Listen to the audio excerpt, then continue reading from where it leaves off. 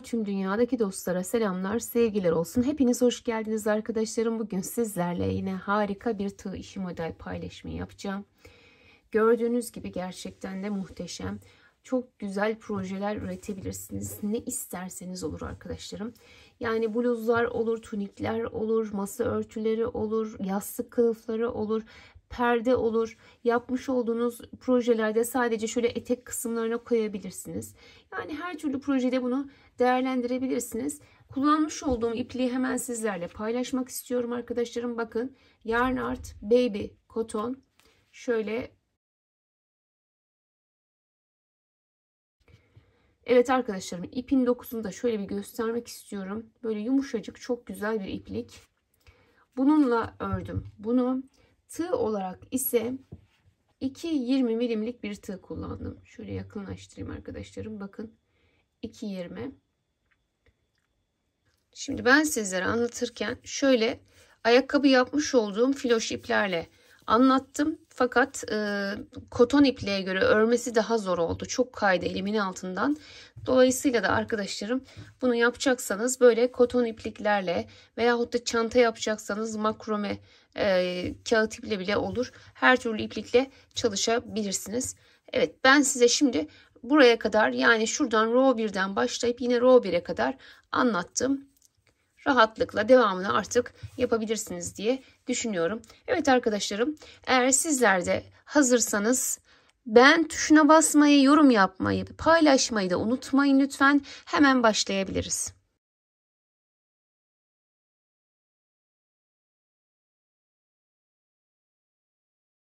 Evet, şöyle ipimizi sabitledikten sonra 20'nin katları şeklinde zincirlerimizi çekiyoruz arkadaşlarım.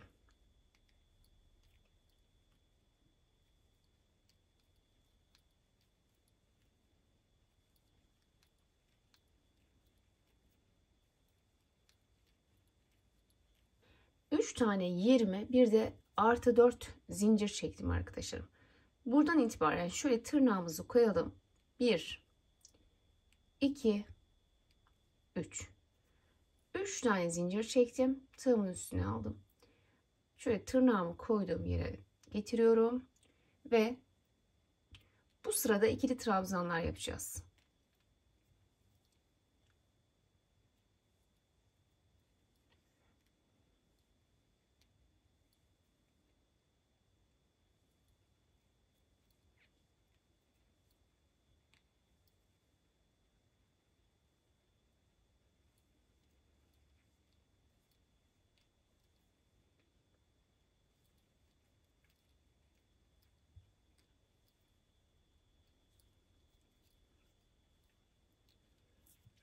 Evet, şimdi sona kadar ikili trabzanla gidelim. Evet, şimdi alt sırayı bakın, bir sıra ikili trabzanlarla geçtik. Şimdi yukarı çıkarken 5 zincir çekiyoruz. 1, 2, 3, 4 ve 5. Çeviriyorum. Tığımın üstüne alıyorum. Hemen buraya değil, bir yanına. Ve ikili trabzan. Bir zincir üstüne aldım. Bir atlıyorum. İkinciye ikili trabzan.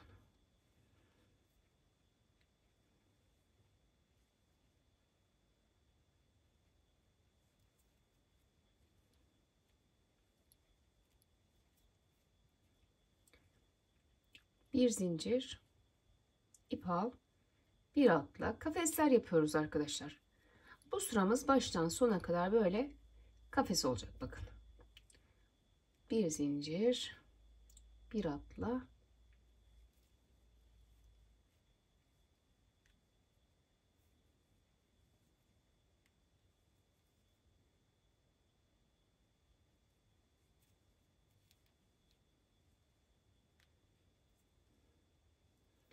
Evet, bu şekilde sona kadar gidelim.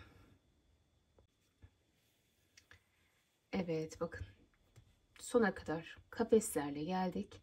Yine burada bir zincirimizi çekiyoruz. Üstüne alıyoruz. Şöyle son tarafa gidiyorum ve son kafesimi de yapıyorum. Bakın bu şekilde. 1, 2, 3, 4, 5 tane zincir çektim. Çevirdim. Şimdi her birinin tepesine arkadaşlarım, şöyle trabzanların tepesine tekrar trabzan yapacağız. Aynı şekilde bakın. Bir zincir geldim buraya. Bir zincir. Böyle.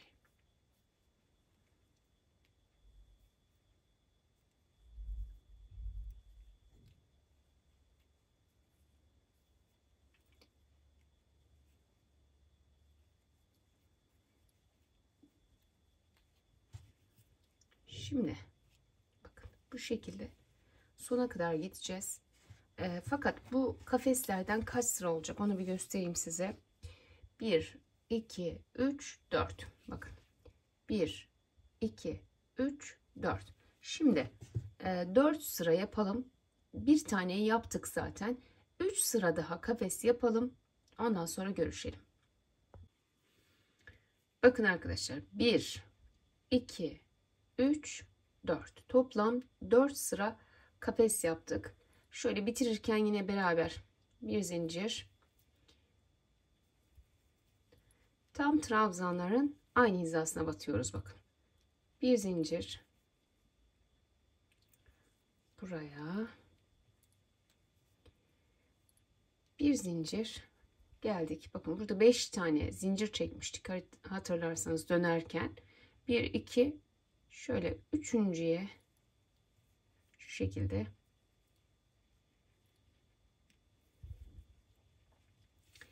bitirdik. Bakın. 1, 2, 3, 4. Tamam. 4 sıra kafeslerimizi oluşturduk. Evet. 1, 2, 3, 4. 4 sıra kafesimizi yaptık. Şimdi bakın burada 12 tane sık iğne ile ilerleyelim. Şöyle baş tarafa bir tane yapalım. 1. Daha sonra her birinin içerisine 2 2 ilerleyeceğiz. 1, 2, 3, 4, 5, 6, 7, 8, 9, 10,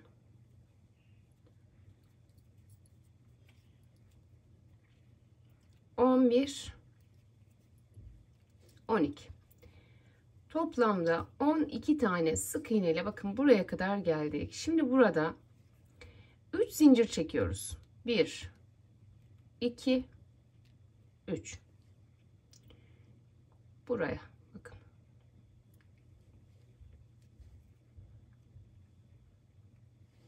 Şöyle bir yuvarlak. Şimdi 20 tane zincir çekiyorum. 1, 2, 3, 4, 5, 6, 7, 8, 9, 10, 11, 12, 13, 14, 15, 16, 17, 18, 19, 20. Toplam 20 tane çeviriyorum. Şu şekilde çeviriyorum. Buraya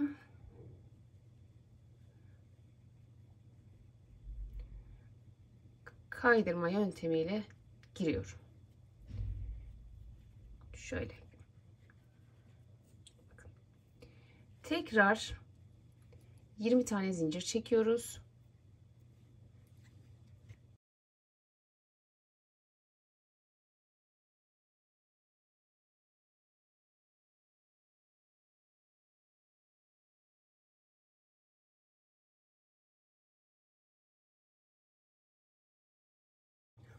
On dokuz, 20. Yine 2 oldu. Bakın 5 tane olacak bundan. Aynı yere giriyorum. Kaydırmayla kapattım.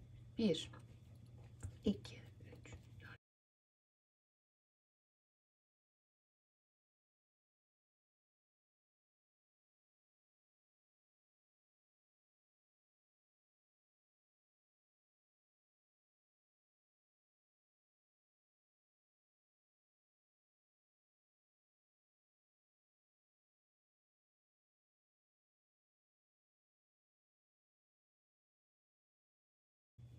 Şimdi bakın. Bu şekilde 5 tane yaprak yaptık. 1, 2, 3, 4, 5. Bunu ipimiz bu tarafta. Biz bu şekilde ilerliyorduk. Bakın şu anda trabzanlarımızın düz tarafı burası. Ters tarafı arka taraf. Bunu bu şekilde burada kalmak zorunda. Bu tarafta kalacak arkadaşlarım. Şimdi ne yapacağız? Bunu böyle indirip şöyle tekrar çevirip sık iğnelerimize devam edeceğiz. Şimdi şurayı sıkılayalım şöyle. Şurada bir tane girmiştik. Hatırlayın. Bir. İkinciye girelim. Bir. Arada 20 tane sık iğne olacak şimdi. 1 2 3 4 5 6 7 8 9 10 11 12 13 14 15 16 17 18 19 ve 20. Evet, aradayken 2 tane çiçeğimin arasında 20 tane sık iğnemiz olacak arkadaşlar. Şimdi tekrar, evet, biz böyle ilerlerken bakın bu böyle olacak. Bu şekilde olacak.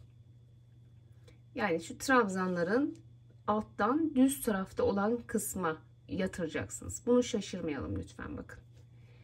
Şimdi tekrar 3 zincir çekiyorum. 1 2 3. Hemen buraya bir yuva oluşturuyorum. Şöyle 20 tane zincir. 1, şöyle çevirerek 1 2 3 4 5 6 8 9 10 11 12 13 14 15 16 17 18 19 20. Bakın içine girdim. Bunun içine giriyorum. Kaydırmayla birleştiriyorum. Bak bu şekilde 5 tane, bundan sonra 4 tane daha yapacağız. Şimdi bunun içine yapalım gelelim arkadaşlarım. 20'şer zincirden oluşan 5 tane yaprak olacak toplam.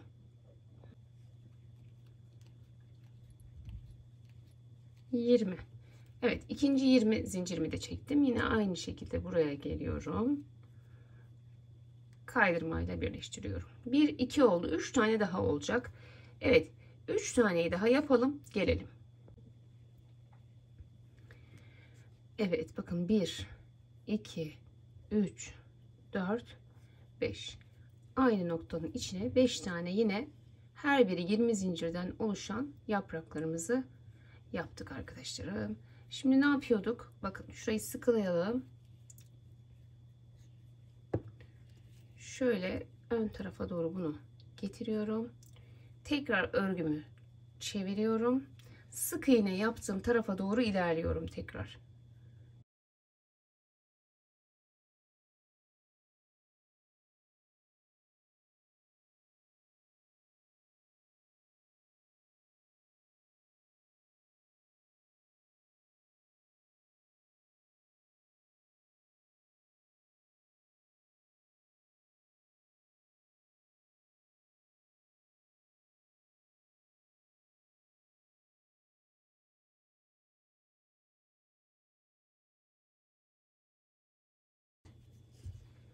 Şimdi yine 20 sık iğneyi yaptım. Ne yapıyorum? Sonda bir model daha koyuyoruz. 1 2 3 sık zincir çekiyorum. Şöyle şu şekilde bir kaydırmayla yuva oluşturuyorum. Daha sonra 20 tane zincir çekeceğim. Önce bir çevireyim. 1 2 3 4 5 8 9 10 11 12 13 14 15 16 17, 18, 19, 20. Ne yapıyorum? Getiriyorum şuraya. Bu yuvarlağımızın içine. Evet, şöyle kaydırmayla girdim. Birinci yaprağımı yaptım. Evet, toplam bunun gibi 4 tane daha yapacağız. Ve 5 tane yaprağımız olacak içinde. Yapalım gelelim arkadaşlar. Evet, yine bakın 1, 2, 3, 4 ve 5. 5 tane yine yaptık. Şimdi şuradan giriyorum. Ne yapıyorum? Dönüyorum. Dönüyorum. Bunu tekrar şöyle öne doğru kıvırıyorum. Ve şurada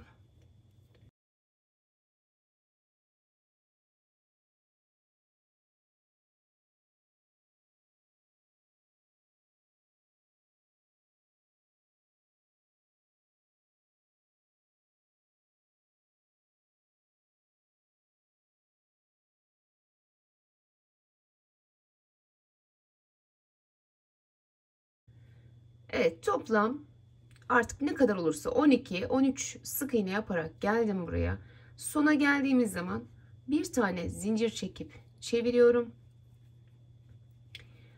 Buradaki sık iğnelerimizi tekrar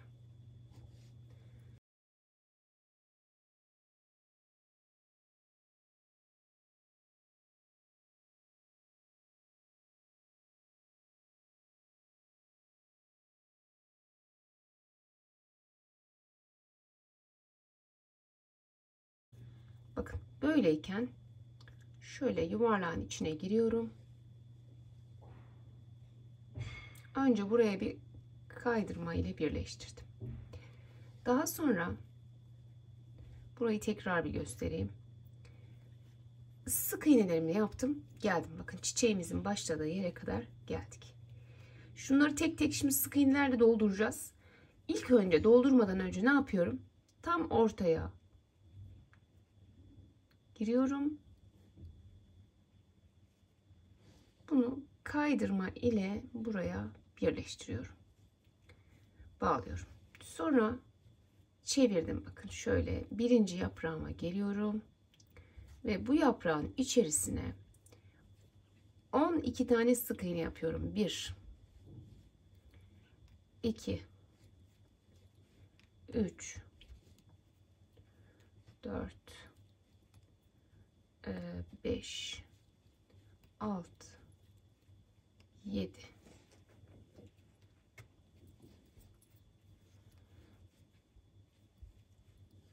8, 9, 10, 11 ve 12. Bakın. Şimdi şöyle getiriyorum. Şu şekilde. Şuraya şöyle tam getirin, şöyle çok çektirmeden rahat kalacak şekilde ayarlayın. Şuradan bak 1 2 üçüncüye girdim. Buraya bağlayacağım şimdi. Şöyle bağladım. Daha sonra tekrar buradan devam ediyorum bakın. 12 tane daha yapacağım. 1,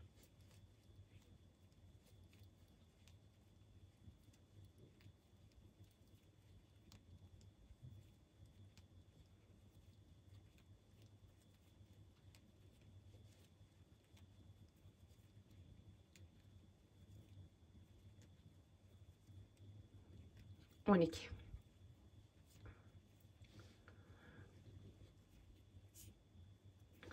Evet. Şimdi bakın 12'yi yaptıktan sonra buraya geliyorum. Buraya yine şöyle kaydırmayla birleştiriyorum burayı. Tekrar diğer buna geçiyorum. İkinciye geçiyorum. Ve aynı şekilde 12 tane sık iğne de buraya yapıyorum. 1,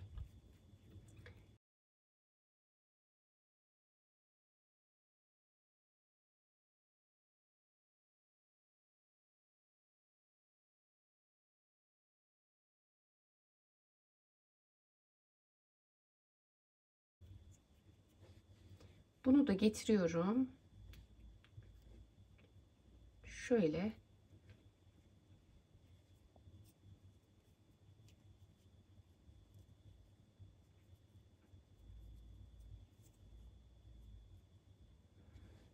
Gördünüz mü? Şu ilk kafesin, bak 1, 2, 3. şuraya. Bir ikinci kafese. Şuraya bağlıyorum. Şöyle ayarlayabilirsiniz. Şu şekilde.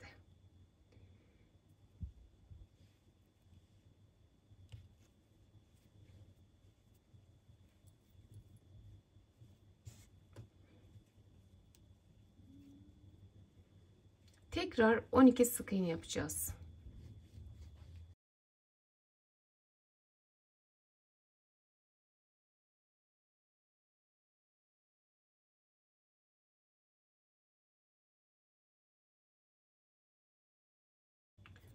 On 12'yi yaptıktan sonra şu ortaya geliyorsunuz. Kaydırmayla yine buraya bağlıyorsunuz. Bakın. Oluşuyor. Şu da tam ortaya olacak. Yani göz kararı bile bunları ayarlayabilirsiniz. Şöyle tam ortaya. Bakın şu şekilde. Birinciyi tamamını beraber yapalım. Bu ikiyi yaptık. Ortaya girdik. Şimdi ne yapıyorum? Tekrar üçüncüyü geliyorum. Buraya geliyorum. Ve şöyle yapayım. 12 tane sık iğnemi yapıyorum.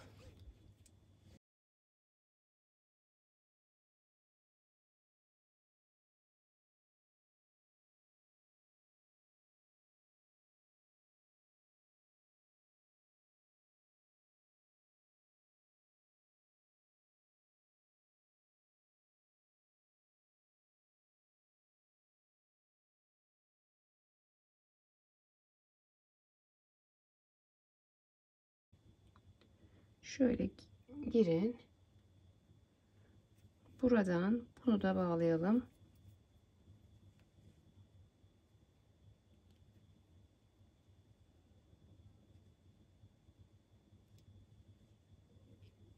Şöyle bağlayalım.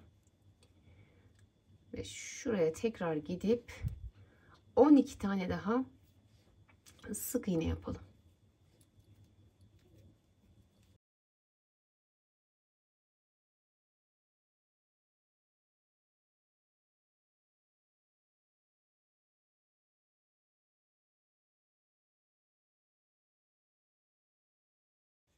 Bakın. Gördünüz mü? Yani şu yaprakları kendiniz böyle düzgün bir şekilde arkadaşlarım dağıtacaksınız, ayarlayacaksınız simetrik bir şekilde. Şimdi 12 tane yaptıktan sonra şu alttaki zinciri biraz sıkı yapın. 20 tane zincir çekmiştik ya, gevşek yapmışım ben. Şimdi tekrar ortaya geliyorum. Burayı buraya kaydırma ile bağlıyorum. Ve diğer yaprağıma geçiyorum. Tekrar 12 tane daha sık iğne ile bunu dolduruyorum. 1,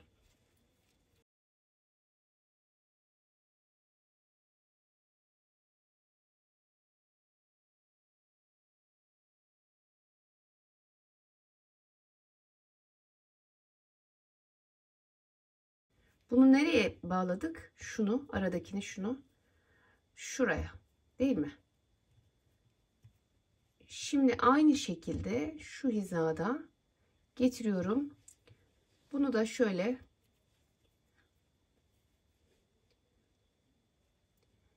geldiği yere göre şöyle ayarlayın arkadaşlarım. Aynı hizada olmasına dikkat edin. Bakın birinci trabzanda yine, bu da birinci trabzana koymuştuk. Şöyle tekrar 12 tane daha sık iğnemizi yapalım.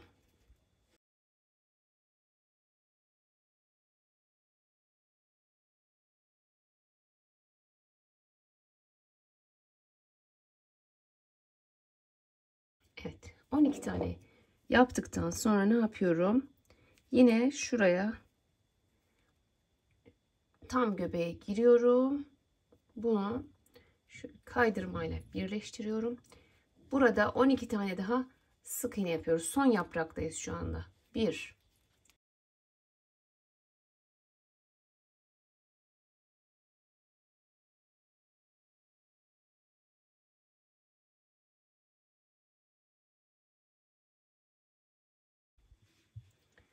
evet, bakın bunun da şimdi 12 tane sık iğnesini yaptık.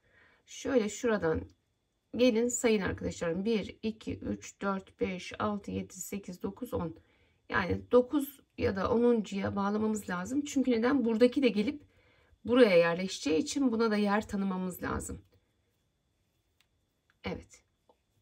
10'uncuya bağladım. Şöyle arkasından çeviriyorum. Ve yine şu kısmı, üst kısmı toplam 12 tane sık iğne ile dolduruyorum. 1,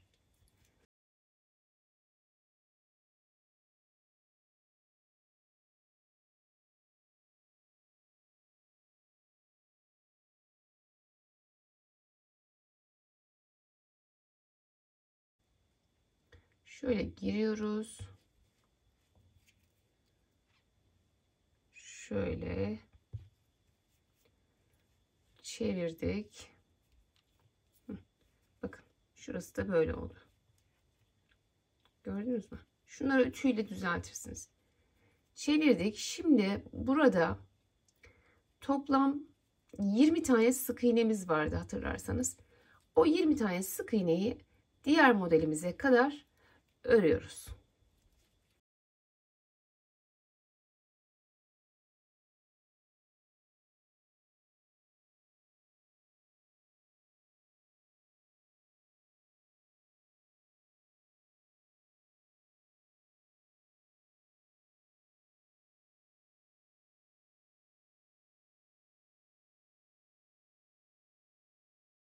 Önce buraya giriyorum. Böyle bir kaydırmayla bunu birleştiriyorum. Arkasından birinci yaprağımı alıyorum. Şunu. Tekrar aynı şekilde 12 tane sık iğne yapıyorum. 1,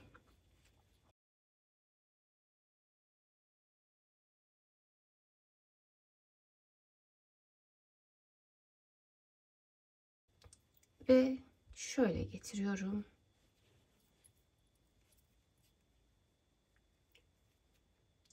Hemen şuraya. Yine bakın bunun hemen yanına arkadaşlarım, hizasına. Şöyle bunu bağlıyorum. Arkasından tekrar şuraya giriyorum. 12 tane daha sık iğne yapıyorum.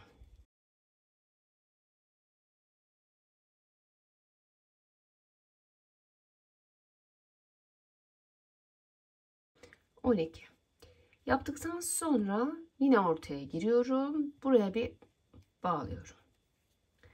Ve sonra ne yapıyorum? Hemen yandakine geçiyorum ve şuradaki aynı işlemleri burada da tekrarlıyorum arkadaşlarım. Yani burada ne yapacağız? Şimdi birinciyi bağladık. İkinciyi getireceksiniz. Yine bakın aynı hizada. Şuraya. Üçüncü tam ortaya. Dördüncü buraya. Beşinci buraya. Şimdi burayı da şurada gösterdiğim gibi aynı şekilde yapalım. Bakın arkadaşlarım, ikincisini de 12 tane sık iğneyi yine yaptım. Nereye yapacağız? Bak, bunun aynı hizasına getireceğiz. Şöyle arada bir iki tane boşluk bıraksak ve aynı hizada, bakın birinci trabzanı şuraya şöyle getirelim. Şöyle birleştirelim. Daha sonra sık iğneleri yapmaya devam edelim. 12 tane daha sık iğne yapalım. Evet, 12 taneden sonra buraya geliyorum. Ortaya. Önce ortaya bunu bir bağlıyorum. Arkasından üçüncüyü alıyorum. Şunu buraya da bir 12 tane yapalım.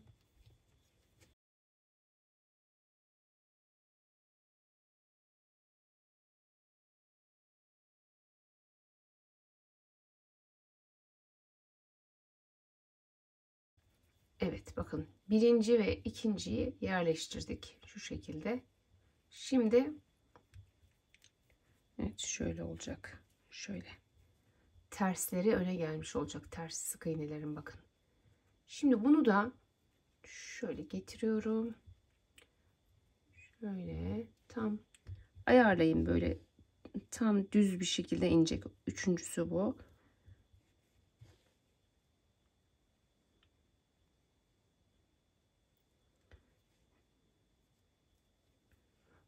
Şöyle.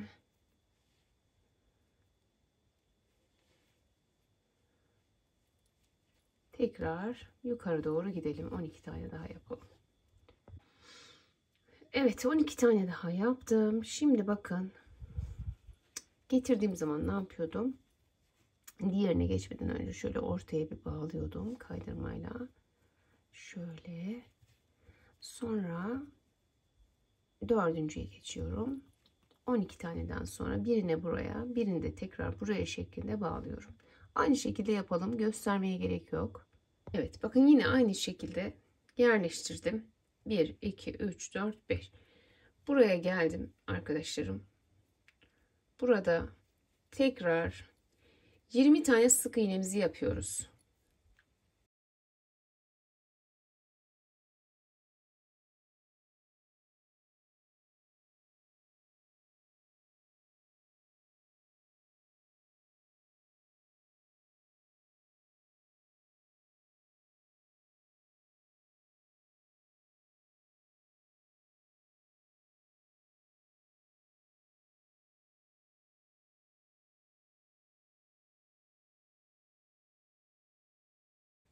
Evet, bakın geldik.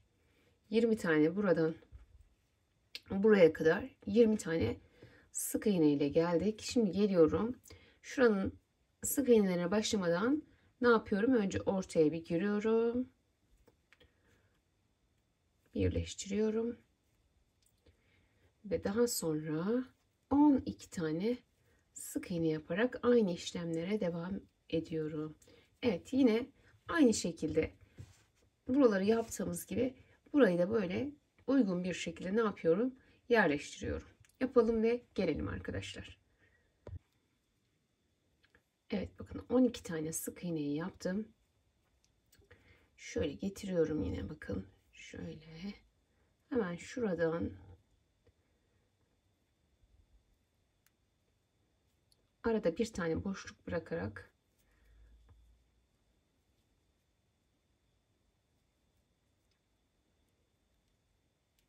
bağladım. Tekrar 12 tane sık iğne yapıyorum.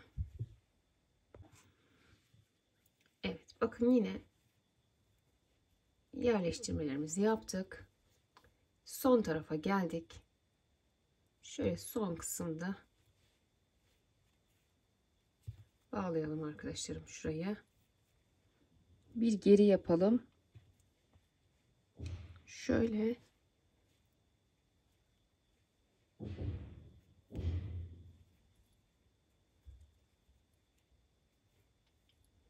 bir tane zincir çekip sonra da sık iğneye başlayabilirsiniz. Elinize nasıl rahat gelirse öyle yapın. 2, 12 tane olacak. 3, 4, 5, 6, 9, 10, 11 ve 12. Ne yapıyorum? Şuraya giriyorum. Şöyle yine kaydırmayla birleştirip çeviriyorum. Şu arkadaki 12 sık iğnemizi sona kadar örüyoruz şimdi.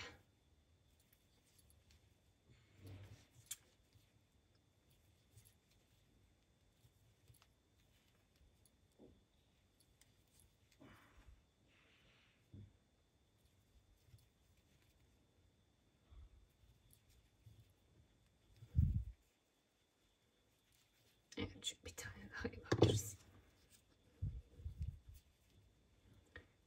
Bunlar dediğim gibi ütüyle güzelce düzenleyip açabilirsiniz arkadaşlarım.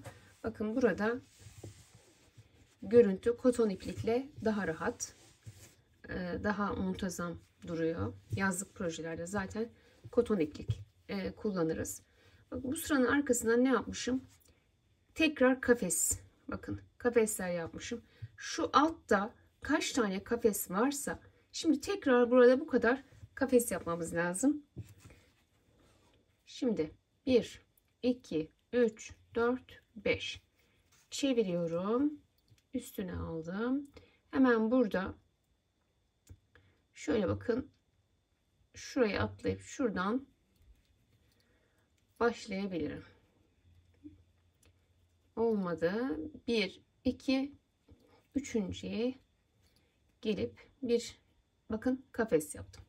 Tekrar bir zincir, bir atladım. Kafes yaptım. Bir zincir, bir atlıyorum. Kafes yaptım.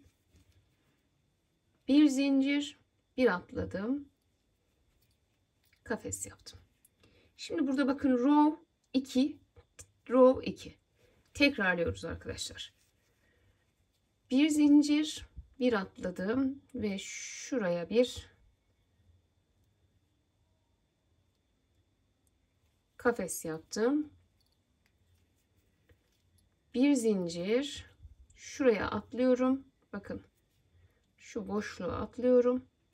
Şuraya gelip bir kafes yapıyorum. Yani arkadaşlarım ölçümüz şu alttaki kafes sayımıza bakalım.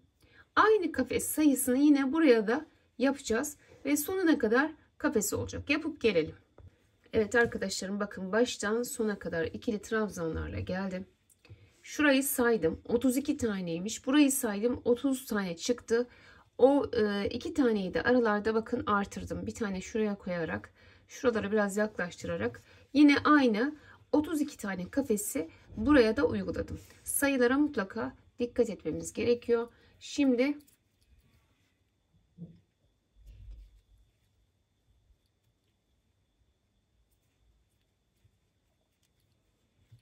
Şimdi arkadaşlarım bakın.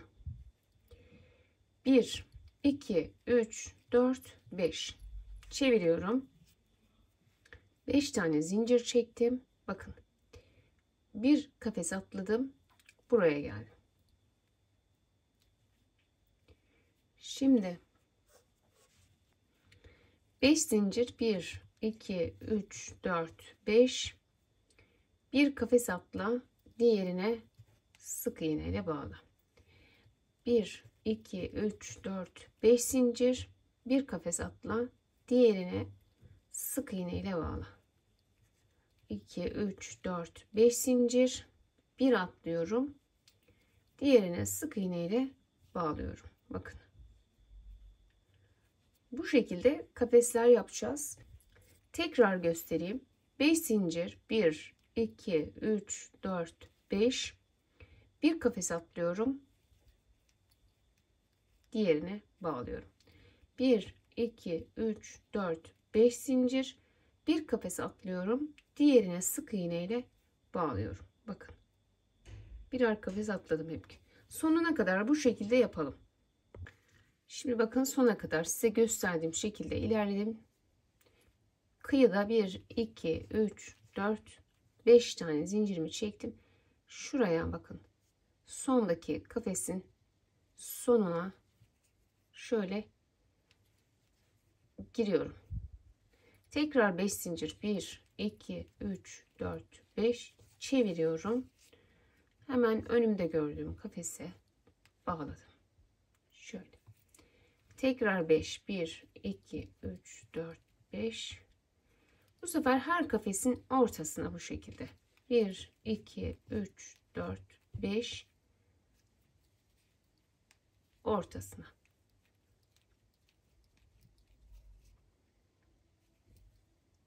Ortasına. 1, 2, 3, 4, 5 ortasına. Şimdi bu şekilde kaç sıra yapacağız? Bakın. 1, 2, 3, 4, 5. 1, 2, 3, 4, 5. Tam 5 sıra kafes yapalım ve gelelim arkadaşlarım. Bu bizim ikinci sıramız. Toplam saydığımız zaman 5 sıra olacak. Şunu da arkadaşlarım göstereyim. Bakın 5 tane zinciri çektim. Sona geldim diyelim ki. Sonda da 5 çekip dönmüştük ya. Şöyle 1, 2 kenarda şöyle kenara ayarlayıp içine batın bence. Daha düzgün dursun şöyle. Bak şöyle.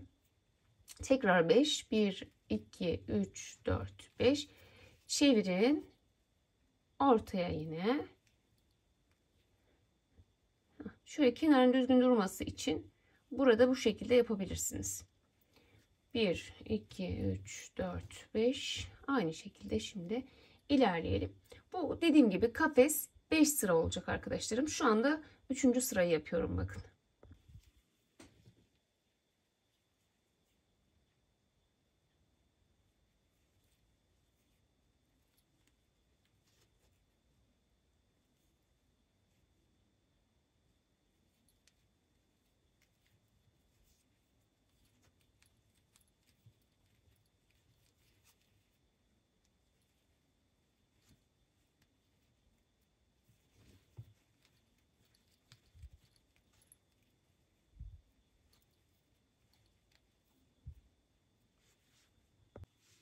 Şimdi arkadaşlarım bakın. Kafeslerimizi bitirdik. Toplamda tekrar söylüyorum. 1, 2, 3, 4, 5. 5 sıra kafes yaptık. Şimdi bu şekilde kafeslerimizi bitirdikten sonra bakın yine 5 tane zincirimi çektim. Bunun içine bir tane ikili trabzan yaptım. Tekrar ikili kafeslerimizi tekrar edeceğiz. Bir zincir, içine bir tane daha ikili trabzan. Bir zincir, bu sefer buraya gidiyorum. İkili trabzan, bir zincir, tekrar aynı yere bir daha ikili trabzan. Yani şuradaki kafeslerimizi yeniden kuruyoruz. Her birinin içine bakın bir zincir, geldim, bir ikili trabzan, bir zincir, aynı yere bir tane daha. Yani her bir kafesin içerisine şu şekilde bakın bir kafese sığdıracağız. Bir arada olacak, bir içinde, bir arada, bir içinde şeklinde. Tekrar o 32 kafesi koyacağız.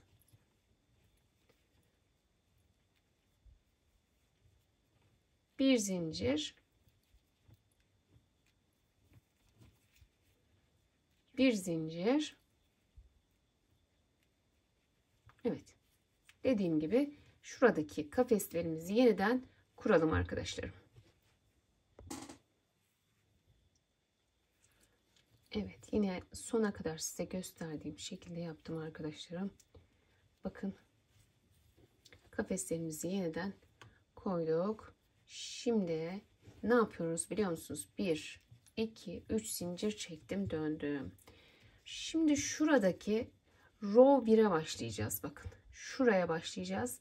Yani buradan itibaren tekrara başlayacağız. Aynı işlemleri yeniden tekrar edeceğiz. Şimdi row 1'e bakalım. Ne yapmıştık row 1'de? İkili trabzanlardan oluşuyordu değil mi?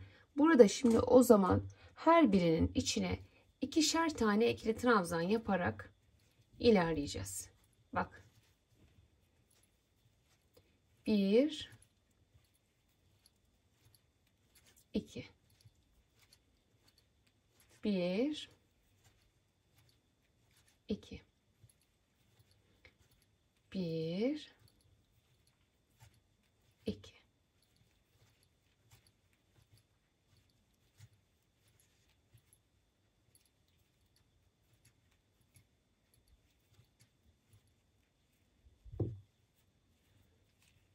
Bakın. Yani şurayı yapıyoruz. Burayı. Şimdi sona kadar gidelim. Evet arkadaşlarım bakın. Row 1'i beraber yaptık. Birinci sıramız bu şekilde aynı.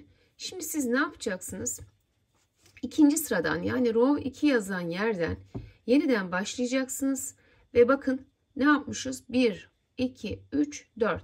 4 sıra kafeslerimizi yapmışız. Şurada görmüş olduğunuz kafeslerimizi yapacağız şimdi. Row 2, 3, 4, 5. Row 5'e kadar bakın 4 sıra 1, 2, 3, 4 sıra kafeslerimizi yapmışız. Daha sonra bir sıra sık iğneye başladığımız sırada 12 tane sık iğneden sonra ne yapacaksınız? 20 tane zincir çekip buranın yapraklarını yapmaya başlayacaksınız. Kısaca siz şu anda row 2'ye, row 1'i yaptık. Row 2'ye gelip videoyu tekrar başa alıp aynı sıralamayı devam ettireceksiniz.